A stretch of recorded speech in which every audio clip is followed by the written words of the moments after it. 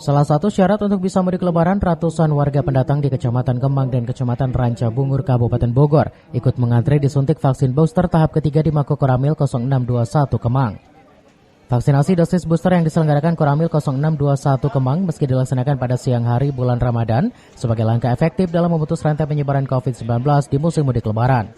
Salah seorang warga desa Candali mengaku dirinya sengaja datang jauh-jauh dari rumahnya ke Mako Koramil harus rela mengantre untuk mendapat vaksinasi dosis booster ketiga. Meski pelaksanaan vaksinasi di bulan puasa karena dinyatakan sebagai syarat untuk mudik lebaran, namun ia terpaksa sebelum mudik harus divaksin terlebih dahulu.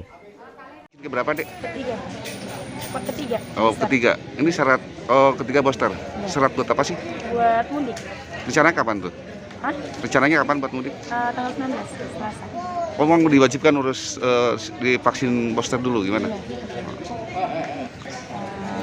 Biar imunnya lebih kebal. Biar nggak mudah terserang penyakit. Oh, iya.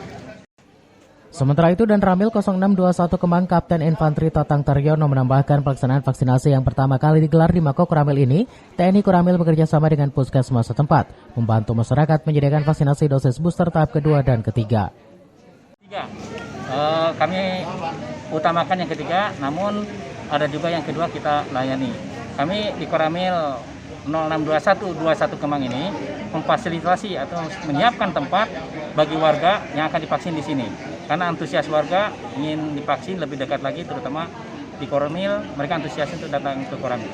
Dosis apa sih, Pak? Dosis apa ini? Dosis 3. Dosis 3. Ini sebagai syarat mudik atau gimana, Pak? Oh, untuk saat mudik.